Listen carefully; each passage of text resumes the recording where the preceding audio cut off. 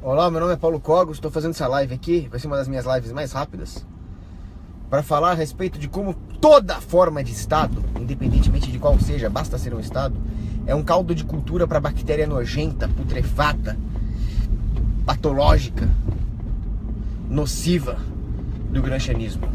E tudo aquilo que destrói as bases da nossa própria humanidade, tudo aquilo que corrói a nossa alma. Antes que cheguem os espectadores, vou contar uma coisa aqui. Maldita Anatel. Há um mundo bem melhor, há um mundo bem melhor, há um mundo bem melhor se nós destruirmos a Anatel. Bom, vamos lá. I called your name out loud in the courtyard. Your crystal I held was like an old friend. The vines grew the walls, the wind lost its breath, but the answer I longed for never came. Your name, they said, was cursed beyond measures. The families at odds fought with poison tongues, and yet through the dark of blind bitter hate broke a glittering light of two lovers' fate. Filhas da mãe, fecharam a rua! Calhordas! Assassinos! Outra organização que deveria ser destruída é a CT. Olha o que esses malditos fizeram. Agora eu tenho que dar uma volta aqui. Bom, todo Estado é uma cauda de cultura para o gramscianismo. Nós veremos por quê. Gramsci percebeu que para que os Estados se consolidassem na forma de uma ditadura mundial, que realmente colocassem um fim em qualquer possibilidade de resistência humana contra o ato tirânico que é o Estado, era preciso demolir as bases da lei natural. Com isso, ele pregava coisas totalmente desordenadas, a destruição da família, a destruição da igreja. Essa é a base do pensamento gramsciano. Gramsci, inclusive, dizia o seguinte: o velho está morrendo e o novo está tentando nascer. Neste íntere teremos os monstros. Se você fizer uma leitura correta de Gramsci, você vai entender que toda a ordem antiga, tudo aquilo que emanava da lei natural impressa no coração do indivíduo, deve morrer para que exista uma nova ordem. Então ele era o precursor da nova ordem mundial. Enquanto essa nova ordem não nasce, nascem os monstros que vão destruir a nossa resistência, destruir a lei natural, para que advenha essa porcaria de nova ordem mundial. Mas para isso atropela-se a lei natural. Marcus Túlio Cícero, grande pensador, já dizia o seguinte: se os governos não forem obrigados a reconhecer a lei natural, eles vão se transformar nesses monstros, nesses mesmos monstros do qual Nietzsche falava. Mas tem uma coisa que pouca gente percebe: se existe um governo, ele não é obrigado a cumprir lei moral nenhuma. Ele tem o monopólio da violência, ele tem o monopólio da lei. Então não existe nenhuma obrigação para um governo. Se você quer que as instituições sejam moralmente obrigadas a alguma coisa, a seguir algum parâmetro justo, é preciso que você nunca as deixe se transformar em governo. Assim, uma sociedade continuaria tendo instituições que exercem alguma autoritas, que exercem até alguma coerção. Afinal, existem criminosos que precisam ser coagidos. Mas você nunca pode deixar com que eles se transformem num Estado, porque a partir do momento em que essas instituições se transformam em Estado, ela já não tem esta obrigação a qual se referia Marcus Túlio Cícero. Então ela vai virar necessariamente um monstro. O Estado nega a nossa humanidade. Então, qualquer que seja a forma de Estado, ele vai se transformar num cadinho para todas as perversões gramscianas. Vou dar um exemplo. Vamos pegar um exemplo bem prático: o Chile de Pinochet. Então o Pinochet matou aquele maldito do Salvador Allende, fez ele muito bem, tinha que matar mesmo. A caravana da morte lá era uma maravilha, pegava os comunistas, botava no helicóptero, jogava no mar, matou pouco, tinha que ter matado mais, concordo. Mas por que hoje o Chile é uma porcaria? Porque o Pinochet não fez o que ele devia fazer, que era acabar, desmantelar o próprio Estado chileno e criar o primeiro encapistão ali da história.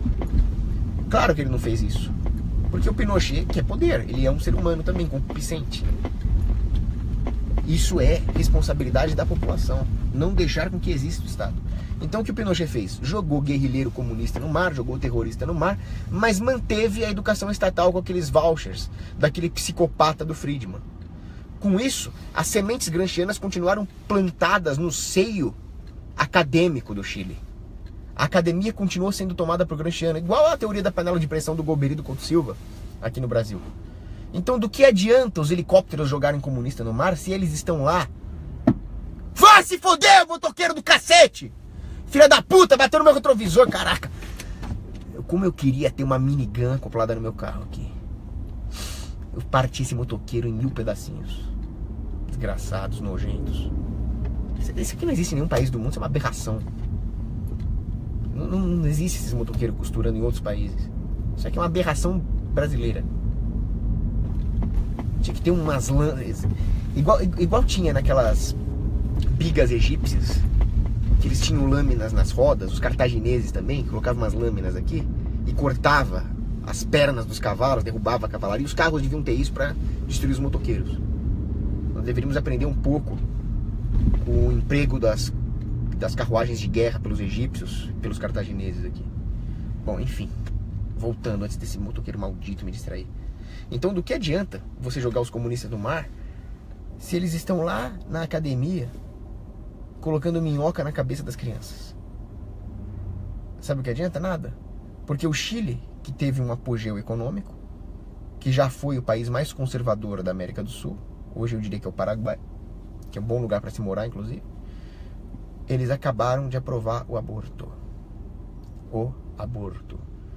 Aborto não, né? Vamos parar de usar esses eufemismos gramscianos. Homicídio intrauterino praticado pela mãe contra o próprio filho. Se você defende isso, você não é que você não é libertário, você não é humano se você defende isso. Aborto. A forma mais covarde, mais baixa de homicídio. A mãe esquartejar o bebezinho, neném, dentro do ventre. Isso está liberado. Claro, Pinochet, a culpa é sua. Não adiantou você matar o Salvador Allende, não adiantou você matar 3.000 comunas lá, se você deixou esses filhos da puta dentro das universidades. Agora, como é que você pode esperar que a situação se resolva, uma vez que existe o Estado? Uma vez que a própria manutenção do Estado depende da irracionalidade do povo, depende do comodismo do povo. Você não pode deixar com que o povo seja suficientemente educado para que ele aprenda a resolver os seus próprios problemas sem o Estado. Assim, todo o Estado tenderá ao mais maldito dos monopólios, que é o monopólio da educação. E lá os comunistas vão usar como bastião. Isso sempre aconteceu. Esta perversão da universidade medieval criada pela Igreja Católica, que era um ambiente de fruição intelectual e busca da verdade, acontece devido à formação dos Estados nacionais. Agora, suponhamos que nós tivéssemos uma sociedade privada, um encapistão, por assim dizer, né? So to speak. Você não ia deixar com que tudo aquilo que você construiu, todo o seu legado civilizacional, que você deseja passar para os seus filhos, para gerações futuras, e todo aquele ímpeto de deixar um legado hereditário para gerações futuras, e toda aquela conformação dinástica que a propriedade privada tomaria numa sociedade privada, ninguém ia colocar isso em jogo, deixando com que comunistas e democratas entrassem nessas sociedades e começassem a perverter as crianças. Logo, eles seriam fisicamente removidos, como dizia Hans Hermann Hoppe, dessas sociedades.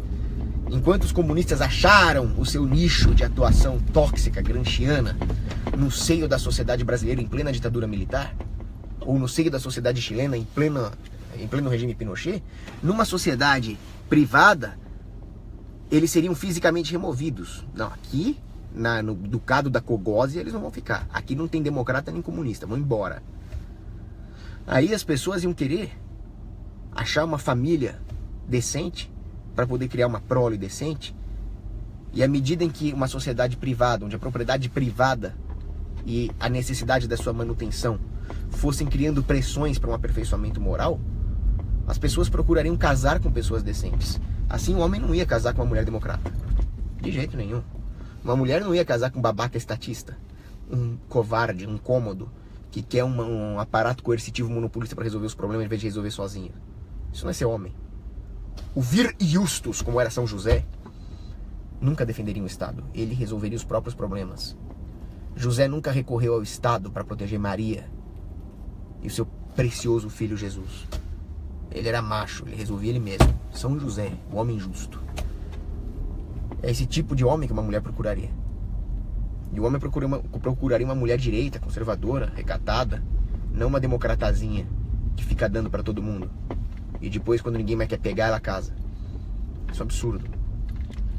Ou seja, nós precisamos da propriedade privada para que os comunistas, democratas, pervertidos, todo tipo de degenerado moral, todo tipo de degenerado social fosse excluído, fosse colocado às margens do processo civilizador e assim não ameaçasse o processo civilizador. Chega desses degenerados. Coitado do meu volante aqui, ele tá pagando pelos pecados de todos os comunas da sociedade. Ah, mais uma coisa, Estado é monopólio. O Estado é monopólio. O monopólio é intrinsecamente irracional de um ponto de vista econômico. Ele não aloca os recursos conforme um critério racional para sua alocação e muito menos conforme um critério econômico. Uma vez que não haja racionalidade na alocação dos recursos, nós temos a negação da economia. Agora, o que significa economia? Eco significa lar, em grego. Nomia seria algo como administração do lar. Você só pode, então, ser econômico enquanto você administra o que é seu, o que é próprio seu. A administração, portanto, deve ser local. Uma vez que exista uma concentração artificial da capacidade de tomar decisões a respeito da matéria, não há mais economia, há anti-economia, há irracionalidade econômica e, portanto, desperdício de recursos, ou pior, os recursos sendo usados para atender às demandas do empreendedor político cujo objetivo, cuja finalidade é o acúmulo de poder e não o progresso da sociedade, o progresso material e moral da sociedade, no sentido de melhorar, de aperfeiçoar, de aumentar o grau de conservadorismo, não progressismo, né? Só para não gerar nenhuma confusão aqui. Então, no momento em que existam monopólios, vamos supor que existisse só um monopólio, ele seria bom para o monopolista. O output total da sociedade seria menor, mas ele estaria concentrado na mão desse monopolista. Então, para ele, especificamente, seria bom. Mas claro que ele não vai atuar sozinho. Ninguém é super-homem, ninguém é Ubermensch. O grande erro de Nietzsche foi achar que só ele ia ser Ubermensch, né? Babaca. Santa Teresinha do Menino Jesus acabou com você, Nietzsche, com a sua pequena via. O seu Uber-fucking-mente foi totalmente destruído pela pequena via de Santa Teresinha, mostrando o poder da humildade diante da lei de Deus. Só ela te liberta. Santa Teresinha do Menino Jesus, o remédio contra Nietzsche. Então, voltando para a parte puramente econômica, haverá uma tentativa de formação rápida de monopólios. Um tentando capturar essa canalização artificial de recursos do outro. Até que se formarão vários monopólios, reduzindo muito o output da sociedade. Então surgirá a ideia de que você precisa de um monopólio para regular esses monopólios. Nada mais imbecil. Ao invés de destruir os monopólios, nós os aprofundamos. Não, então olha só, esses monopólios aqui estão destruindo o output social. Nós estamos tendo um grande dilema dos prisioneiros aqui. Vamos criar outro monopólio? Aí os monopólios vão ficando cada vez maiores. O resultado disso vai ser um governo mundial. Ou seja, uma vez que exista Estado, não existe nenhuma barreira, pelo contrário, existem incentivos para que se crie um Estado mundial onde... Simples. Outra coisa, as pessoas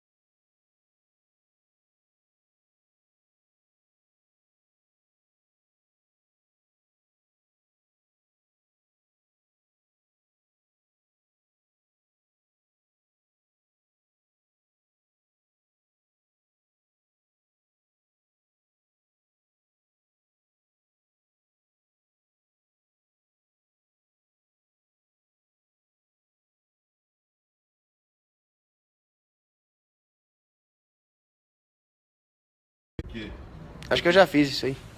Só vou terminar um vídeo aqui que eu tô gravando, mas acho que isso aí eu já fiz já. Bom, voltando. Quando que você fez?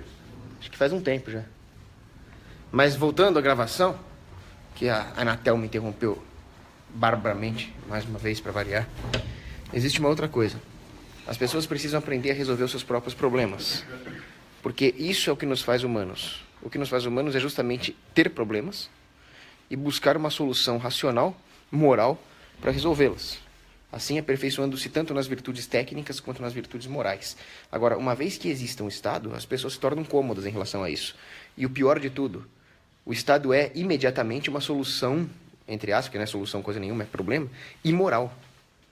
Então, ao depositar as suas esperanças numa solução aparente que é imoral, elas só vão se piorar.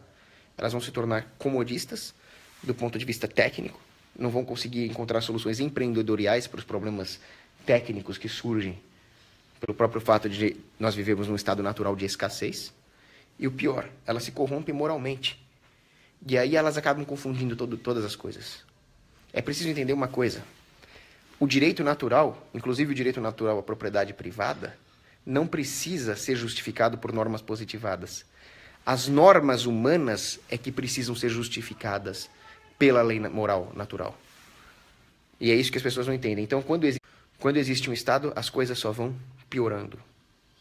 O homem deixa de ser capaz de resolver os próprios problemas. E quanto mais os problemas surgem, mais o Estado se alimenta deles. Qualquer que seja o problema. Vou dar um exemplo. Vou dar um exemplo muito interessante. Segundo o historiador William McNeill, quando aconteceu uma epidemia... Oi! Vou pegar! Pera aí, eu tô gravando um vídeo, você tá passando maior vergonha na frente de... Você tá passando maior vergonha na frente de um monte de gente aqui. Então... Terminando, né? Segundo o historiador William McNeill, quando houve uma epidemia de varíola no Império Romano, mais ou menos ali por volta do século III depois de Cristo, houve uma queda enorme da população. Quando houve essa queda enorme da população, os oficiais romanos, desesperados com a queda na arrecadação de impostos, deixaram que os bárbaros invadissem ali a região e fossem sendo incorporados ao Império Romano. Mas o que aconteceu de fato é que os bárbaros foram incorporando o Império Romano, como os muçulmanos estão fazendo na Europa hoje. Ao mesmo tempo, à medida em que a população ia caindo, ficava mais fácil controlar. Então, esses mesmos oficiais romanos escravizaram agricultores que antes eram relativamente livres, dando origem ao sistema de coletivização agrária, conhecido como feudalismo. Então, o feudalismo não seria uma invenção medieval. Pelo contrário, toda a evolução da europeidade ao longo da Idade Média foi uma tentativa de driblar a coletivização feudalista e construir as cidades que floresceram nas margens desse sistema. Então, qualquer problema que exista, por exemplo, varíola, que é um negócio da natureza, dá margens para o Estado se alimentar. Quando as pessoas desaprendem a resolver os problemas de maneira ordenada e moral, o Estado se alimenta desses problemas. Então, qualquer que seja a forma de Estado, vai ser um caldo de cultura para a sua própria expansão. E à medida que o Estado se expande, ele não para de empreender. É claro que chegaria uma hora que as pessoas vão perceber a imoralidade intrínseca ao Estado. Então, o que o Estado faz? Ele se inova. Ele mata o velho para fazer surgir o novo. Como? Através dos monstros. Como falava aí o próprio Gramsci, né? E não adianta se falar, existem políticos bem-intencionados. Eles se tornam os monstros ao encarar esse abismo. Aí é o próprio Nietzsche que falava, né? Porque o Nietzsche tinha umas sacadas boas contra o Estado. O problema é que ele achava que o homem poderia ser autossuficiente em si próprio, mas não. O Ubermensch, de novo, se o Ubermensch cria o seu próprio sistema moral idiosincrático, você vai criar uma grande tragédia dos comuns moral. E aí advém outro Estado. Não adianta você achar que você é libertário porque você é contra o Estado. Até aí os anarcocomunistas também se dizem contra o Estado. Mas se o que eles defendem descamba no Estado, eles não são libertários. Esse é o problema do Ubermensch. Você só resolve o problema colocando um parâmetro moral absoluto, que é Deus. Sem Deus, não faz sentido falar em moralidade e, portanto, não faz sentido falar em direitos. Só com Deus mesmo. Por isso que uma sociedade católica é a nossa única esperança. Então, acho que é isso aí. Vou pegar o que eu tenho que pegar ali.